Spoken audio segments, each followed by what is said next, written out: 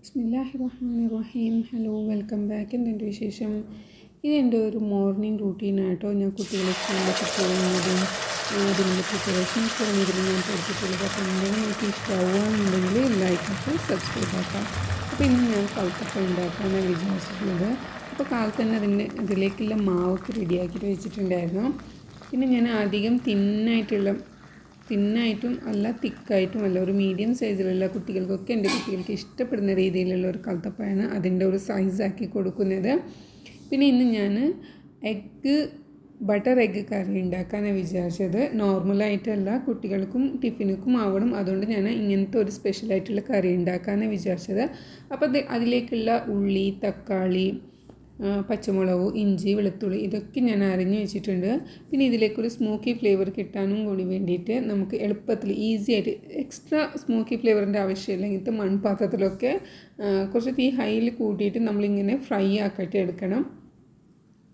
അപ്പോൾ ഈ smoky flavour extra ആയിട്ട് നമുക്ക് കൊടുക്കേണ്ടി വരുന്നില്ല. ഇപ്പോൾ എന്തായാലും സ്മോക്കി ഫ്ലേവറാണല്ലോ എല്ലാ കറിക്കും.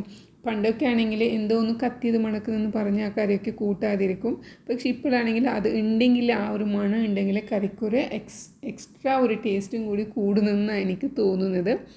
അപ്പോൾ ഞാൻ തീ ഹൈയിൽ വെച്ചിട്ട് തന്നെ ഈ ഉള്ളി, തക്കാളി, പച്ചമുളക് ഇതെല്ലാം നല്ലോണം ഒന്ന് ഫ്രൈ ആക്കിയിട്ട് തന്നെ എടുക്കുന്നുണ്ട്. അപ്പുറത്തോട്ട് എൻ്റെ കൽത്തപ്പം കൂടി അങ്ങോട്ട് റെഡിയാവുന്നുണ്ട്. ഇത് നല്ല ടേസ്റ്റാണ് കേട്ടോ. ഇതൊക്കെ തേങ്ങയൊക്കെ അരച്ച് കൂട്ടിയിട്ടാണ് ഞാൻ ഈ കൽത്തപ്പം ഉണ്ടാക്കിയിട്ടുള്ളത്.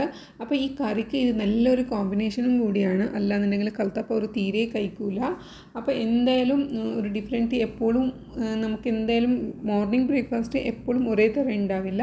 അപ്പോൾ എന്താക്കാമെന്ന് വിചാരിച്ചിട്ട് അങ്ങനെ ചെയ്യുമ്പോൾ ഇങ്ങനത്തെ ഒരു ഐഡിയാസ് വീട്ടിൽ തന്നെ നമുക്ക് തോന്നിപ്പോവും.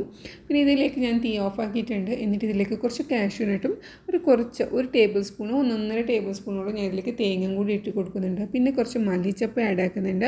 പിന്നെ ഇതിൽ എക്സ്ട്രാ ഒരു ഗ്രേവിക്ക് നല്ലൊരു എക്സ്ട്രാ ഒരു മണം കൂടി കിട്ടാൻ വേണ്ടിയിട്ട് ഒരു 10-12 അല്ലി ഞാൻ ഇതിലേക്ക് പുതിന ചപ്പും കൂടി ആഡ് ആക്കുന്നുണ്ട്. പുതിന ലീവില്ലേ, അതും കൂടി ആഡ് ആക്കുന്നുണ്ട്. അപ്പോൾ ഈ വെറും കോറിയൻഡർ ലീവ്സിൻ്റെ മാത്രം നമുക്കിതിൽ ഫ്ലേവർ ഉണ്ടാവില്ല, എക്സ്ട്രാ ഒരു ഫ്ലേവറും കൂടി കിട്ടുന്നുണ്ട്. എന്താ ചെയ്യുക, കുട്ടികൾക്ക് കഴിക്കണമെന്നുണ്ടെങ്കിൽ നമ്മൾ ഓരോന്നും ഇങ്ങനത്തെ ഒരു തകൃതികൾ കാട്ടേണ്ടി വരുന്നുണ്ട്. പിന്നെ ഇതിലേക്ക് ഡ്രൈ ഇൻഗ്രീഡിയൻസ് കുറച്ച് മസാലപ്പൊടികൾ ആഡ് ആക്കുന്നുണ്ട്. എല്ലാം കൂടി ഒരു ഹാഫ് ടേബിൾ സ്പൂണാണ്. കാശ്മീരി ചില്ലിപ്പൊടി, ഗരം മസാല, മല്ലിപ്പൊടി, മഞ്ഞൾപ്പൊടി, പിന്നെ ആവശ്യത്തിനുള്ള ഉപ്പ് ഞാൻ ആദ്യമേ ഇട്ട് കൊടുത്തിട്ടുണ്ടായിരുന്നു. ഇനി വേണമെന്നുണ്ടെങ്കിൽ അവസാനം എല്ലാ ഗ്രേവിയൊക്കെ കഴിഞ്ഞിട്ട് നമുക്ക് വേണമെന്നുണ്ടെങ്കിൽ ആഡ് ആക്കാമെന്ന് വിചാരിച്ചിട്ട്. ഇനി ഇത് തണുത്തിട്ട് വേണം ഞാൻ ഇത് മിക്സിയിലൊന്ന് അരച്ചിട്ട് എടുക്കുന്നുണ്ട്. ആവശ്യത്തിനുള്ള വെള്ളം കൂടി ഇതിൽ ഒഴിച്ചു കൊടുക്കുന്നുണ്ട്. എന്നിട്ട് ഇതൊന്ന് ആദ്യം നല്ലോണം തളിച്ചിട്ടില്ല, ഇതിൻ്റെ ഓയിൽ സെപ്പറേറ്റ് ആവണം. അതിന് ശേഷമാണ് ഇതിലേക്ക് മുട്ട ചേർക്കുന്നത്. പിന്നെ ക്യാരറ്റ് കുറച്ച് എരിവ് കൂടിപ്പോയി, കാരണം എൻ്റെ പച്ചമുളക് കുറച്ച് എരിവുണ്ടായിരുന്നു. അപ്പോൾ ആ എരിവും കൂടി ബാലൻസ് ആവാൻ വേണ്ടിയിട്ട് ഞാൻ ഒരു മീഡിയം സൈസുള്ള ക്യാരറ്റ് ഇങ്ങനെ ഗ്രേറ്റ് ആക്കിയിട്ട് എടുത്തിട്ടുണ്ട്. പിന്നെ ഈ മുട്ട ഇതിപ്പോൾ ഞാനിങ്ങനെ കട്ടാക്കി എടുക്കുന്നുണ്ട്. എഗ്ഗ് കട്ടറിൽ തന്നെ കട്ടാക്കി എടുക്കുന്നത് നല്ല ഈസിയാണ് എനിക്ക് തോന്നുന്നത്. ഇങ്ങനെ കത്തിയിൽ ഇങ്ങനെ കട്ടാക്കുമ്പോൾ എന്തായാലും മുട്ട പൊടിഞ്ഞു പോകും. പക്ഷേ ഇങ്ങനെ കട്ടാക്കുമ്പോൾ നമ്മളെങ്ങനെ വിചാരിച്ചിട്ടുണ്ടോ അങ്ങനെ തന്നെ കറിയിലും ഉണ്ടാവും. പിന്നെ ഒന്ന് ശ്രദ്ധിക്കേണ്ടതെന്ന് വെച്ചാൽ കറിയിൽ ഇട്ട് കഴിഞ്ഞിട്ട് നമ്മൾ തവയുണ്ട് ഒരുപാട് അങ്ങോട്ട് ഇളക്കണ്ട.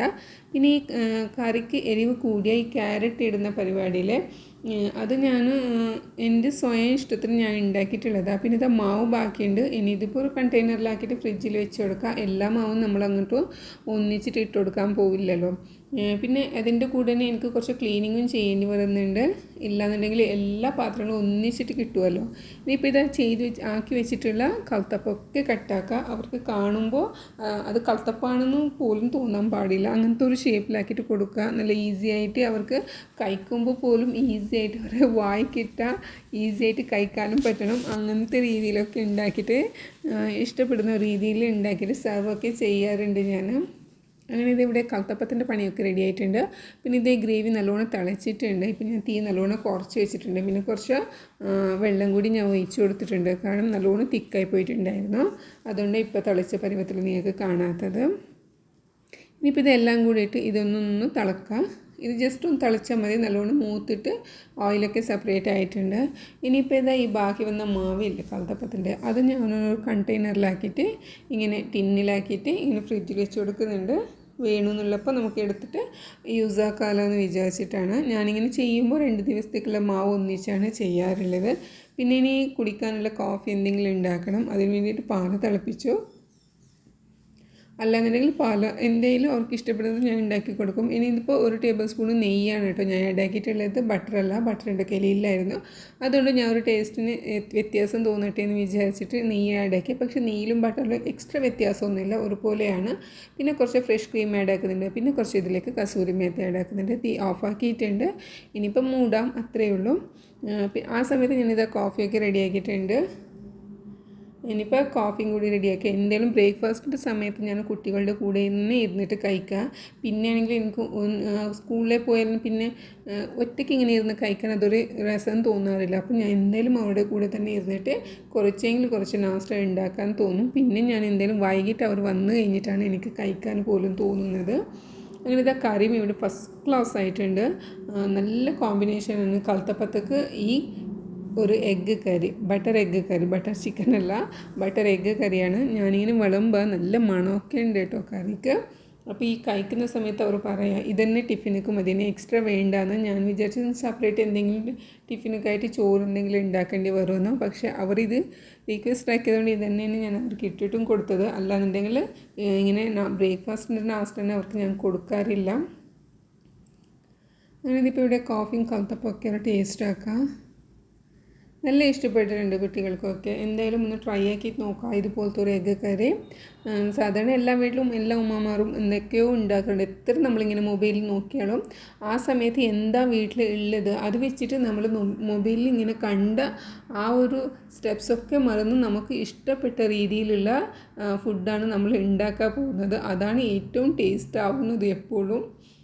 അങ്ങനെ ഇതിപ്പോൾ എൻ്റെ കിച്ചൺ ഇങ്ങനെ അലങ്കോലമായിട്ടുണ്ട്. പക്ഷെ അധികം ആവാറില്ല, കാരണം ഞാൻ അപ്പം തന്നെ പാത്രങ്ങളൊക്കെ കഴുകി വെക്കാറുണ്ട്. ഇനിയിപ്പം ടിഫിനൊന്ന് റെഡിയാക്കിയാൽ മതി, പിന്നെ അത് തല ചീകി കൊടുക്കുക, അത്രയേ ഉള്ളൂ. ഇനിയിപ്പോൾ ടിഫിനും റെഡിയാക്കി കഴിഞ്ഞിട്ടുണ്ട്. ഇനി എല്ലാവർക്കും ഇതൊന്ന് മൂടി വെക്കാം. ഇനി പിന്നെ അവരുടെ ടിഫിൻ ബോക്സിലൊന്ന് പാക്ക് ആക്കുക, അത്രയേ ഉള്ളൂ. അപ്പോൾ നിങ്ങൾക്ക് ഇഷ്ടപ്പെട്ടെന്ന് വിചാരിക്കുന്നു. Thank you, take care, by.